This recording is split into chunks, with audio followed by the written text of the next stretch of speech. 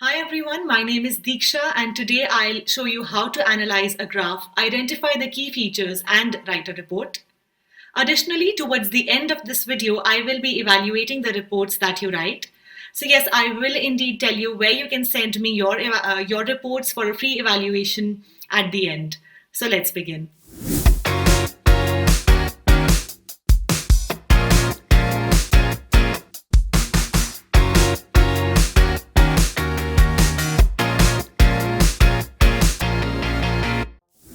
Let's begin with an overview of task 1. So you should spend approximately 20 minutes on task 1 and aim for at least 160 words. You would be given pictorial data in the form of a graph, table, pie chart, or diagram, and you would have to write a report in your own words. The assessment criteria that you would be marked upon is coherence, which is what fluency is to speech. So basically using linking words, lexical resource, which is a fancy term for vocabulary. So don't repeat your words and try using uncommon words in the right context. Then you have grammatical range and accuracy, where this is not just not making any grammatical errors, but also includes using complex sentences. And the last one is task achievement. Task achievement in short means that when you describe the graph, you are describing relevant features. That's how you get a high score for task achievement, which is easier said than done. So here's the graph. Let me give you 30 seconds to analyze the graph. The chart shows student expenditure over a 3-year period in the United Kingdom. Write a report for a university lecturer describing the information shown below. You should write at least 150 words. So I want you to pause the video and analyze the graph in 30 seconds. All right, I hope you've done that. So the first step is to actually understand what you are looking at. A lot of times people start writing or they start deciding what to put in their paragraphs without actually understanding the graph. So let's look at the main features, the key features. So first of all, what exactly are the bars? So let's look here. The bars are the different years. So blue one is 1999 and the yellow one is 1996. So the main thing that you need to remember is the blue bar means with each passing year or with increase in time. All right, and let's look at the x-axis. So these are the percentages of what? So the chart shows student expenditure. So these are the percentages of student expenditure. So there's 5%, 10% so that it's increasing. And the y-axis are the different things that they spent on. So for example, you have entertainment, course expenditure, children, non-essential travel, essential travel, food bills, household goods, and accommodation. All right, so how do you decide the relevant features? The graph is not, the report is not just about making a comparison and writing which things have increased, which things have decreased. You need to find one key feature that binds all of these things together, that sorts these things into two different groups. And we will come to that in a moment. So let's see how exactly do you analyze and plan your writing. So we will be following the plan, write, check method. So 5 minutes after planning, the actual writing takes place in just 10 minutes. And then we check for any grammatical errors or that we haven't forgotten to mention any relevant data in the last 5 minutes. So what exactly are we planning for? The first thing that we are planning is our introduction paragraph. So we rephrase what the chart shows to write our introduction paragraph. The second thing that we are planning is what are you going to mention in your overview, which is finding out the general trend, which is extremely important. And the third thing that you're planning is deciding how many paragraphs do you need and what is the central idea of each paragraph. So if you do not plan what the central idea is going to be, your paragraph would definitely have more than one idea and you are going to mark down in coherence and cohesion. All right, so going back and doing the easiest step first. So introduction, rephrasing what the chart shows. Let's look at what the vocabulary they have used. So the chart shows student expenditure over a 3-year period in the United Kingdom. There's only one sentence that has been given to you. All you need to do is you need to rephrase this sentence and describe the timeline. So this 3 year period, try and mention the exact years to rewrite this sentence. So let's see how I have done it. So, the chart shows the changes which took place in student spending in the United Kingdom during the 3 year period from 1996 to 1999. All right. So, do the two paragraphs say the exact same thing? Quiz. I want you to pause the video and comment down below. Do you think that both these sentences say the same thing? Do you think yes, or just comment yes or no? All right. So, yes, both these paragraphs, both these sentences say the exact same thing. That is exactly what I wanted you to realize, that when you are paraphrasing your introduction paragraph, your question, you need to make sure that the essence is not lost. So, both of them need to say the same thing.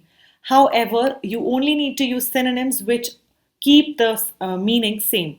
So, here the question says, student expenditure, and I have rephrased it to the changes which took place in student spending. Again, it says over a 3 year period. So, yes, I have used a different preposition. Along with that, I have, as I already informed you, mentioned the timeline. So, it's very important that you mention the years as well. All right, so let's move forward and now discuss the second important thing that we decided, which is finding the general trend, which is the overview. So, for this, we need to analyze the chart again. So, let's go back to the chart.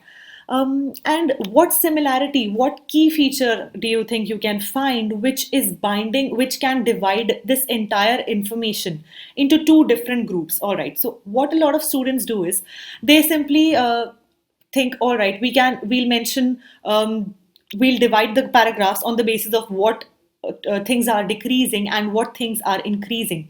But you need to find out that what are these things that those which are decreasing. So let's look at what exactly is decreasing. So let's look at the blue here. So mostly we can see that the things which are decreasing in 1999 are accommodation, food bills, household goods, non-essential travel, and course expenditure. So these are the things which are decreasing. So their value is going down. And let's look at the things which are increasing with time. So with time, there's an increase in the essential travel, then entertainment, and other. So let's look at these three things: essential travel, entertainment, and other. This is one group. And the other group that we have is accommodation, food bills, household goods, non essential travel, and course expenditure.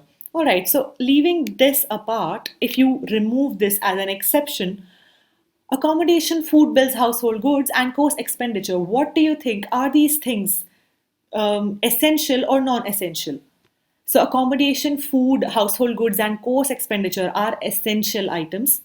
And your second group, which is increasing, which had your entertainment and other, so these are non essential items. So, these are increasing. So, this is the general trend. For finding out your general trend, you need to find that one key feature which divides your information into two categories, and here it is essential and non-essential items. So there's an increase in spending in over non-essential items, whereas there's a decrease in the spending on non-essential items. All right, so here we have written down, so yes, what is the general trend? We have found out the general trend. The main trend is a shift in spending from essential expenditure to non essential expenditure. So, this is your key phrase which has to be included in your overview paragraph. So, always remember to find out your overview paragraph, a few tips. Find out that one key feature which is putting all of your important main key points into two, dividing them into two paragraphs. And the other tip that I can give you is avoid including any data or figures in your overview paragraph. So let's look at, now that we have decided the second point, which was finding out the general trend, let's move on to the third one. Decide the central idea of each paragraph and how many paragraphs do we need. So we already know we need one paragraph for the introduction. We've already found it. This is our first paragraph. The second paragraph for the overview, we already have our overview, and Now we need to find out the central idea for two body paragraphs. So as I said, so how do you find out the main central idea of your two body paragraphs? So that information will also come from your overview. Here, from your overview, all you need to do is expand it. So the difference is among essential expenditure and non-essential expenditure. So all you need to do is write one paragraph on essential expenditure and one paragraph on non-essential expenditure. There you go. So that is your structure, four paragraphs on in your report. And here we have found the central ideas. So let's elaborate and expand these four paragraphs. So yes, here we have the purpose of the chart, a detailed account of the changes in essential expenditure. So as I said, one paragraph focusing on essential expenditure, one paragraph focusing on the change in non-essential expenditure, and the last paragraph. So because here we've written our overview in the last paragraph, we need to write not just the overview, but also we need to mention the items which are exceptions, so which are not following the trend. So which was the item which wasn't following the trend? If we go back, do you remember there were these two items that were not following the trend, which means that although there was an increase in non-essential expenditure, there was at the same time a decrease in non-essential travel here. So this is not following the trend. So we need to mention this in at least one line in our overview paragraph. All right. So let's look at our report. So here we have the main central ideas. All I need to do is we had the first one we had already written. The second one the fourth one we already know the overview. All I need to do is include data and figures to expand my second and third paragraph. So let's look at how I have done that. So here we have our first paragraph, which we had written beforehand. This is super easy. All you have to do is paraphrase your question using synonyms. The chart shows the changes which took place in student spending in the United Kingdom during the 3-year period from 1996 to 1999. The second paragraph, a detailed account of the changes in essential expenditure. So do you remember what happened in the graph? The essential expenditure went down. So the students were spending more on non-essential expenditure. So we will report all the figures which are decreasing. So what all is decreasing? Accommodation, food bills, household goods. Remember, non-essential travel is essential travel is an exception. So this we will not mention because this does not follow the trend. We will mention this at the end. And course expenditure was decreasing. So these are and this as well, children. So these are the four things that we will mention, the four figures that we will mention in our second paragraph. So here it is. Students spend 3% less on accommodation, which fell from this point to this point of total expenditure.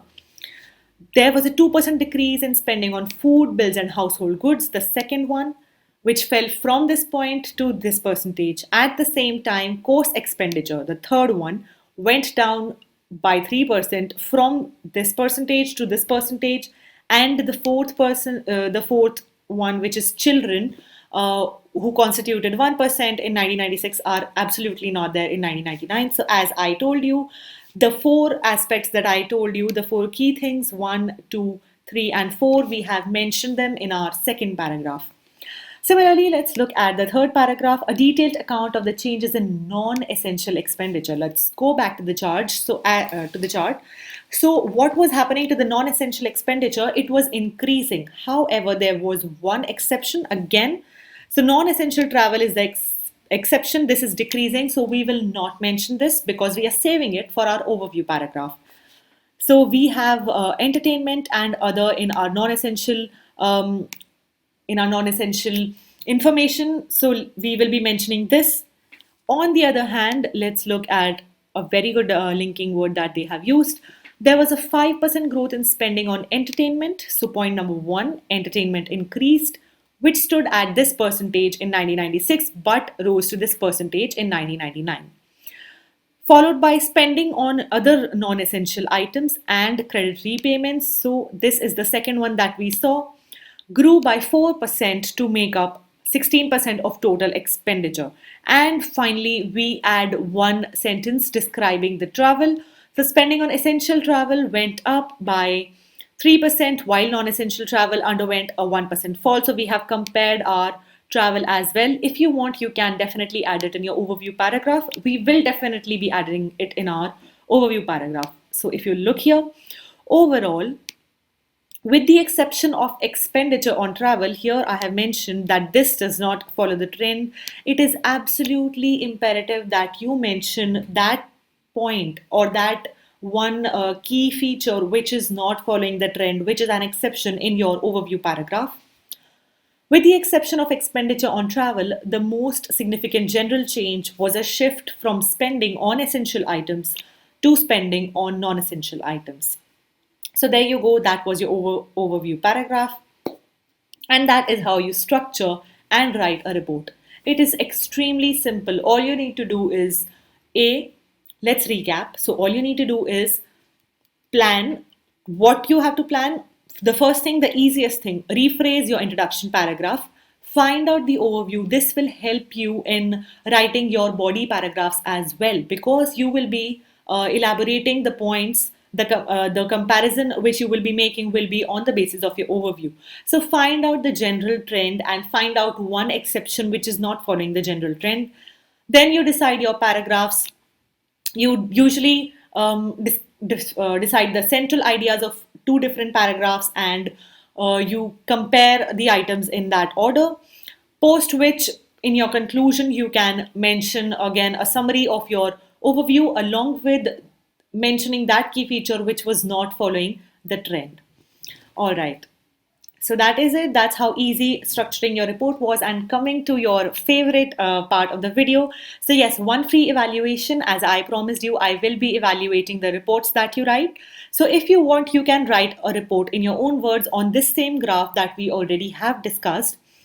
Or you can write a report on a graph that I will show you. All you have to do is there's a button down which is the subscription button. So subscribe to IELTS Prep by LeapScholar, our channel, and like this video. That's it, you're done. This is the report this is the graph that you need to write a report on. So where do you send your report to me? All you have to do is write a report, type the report and send it in the comment box. Press send and I will evaluate it for you there and then in the comment section. So this is take a screenshot of this graph and you can send me your reports to the comments section. Thank you so much for watching the video and I hope you liked it. Subscribe to our channel. Thank you everyone. Bye-bye.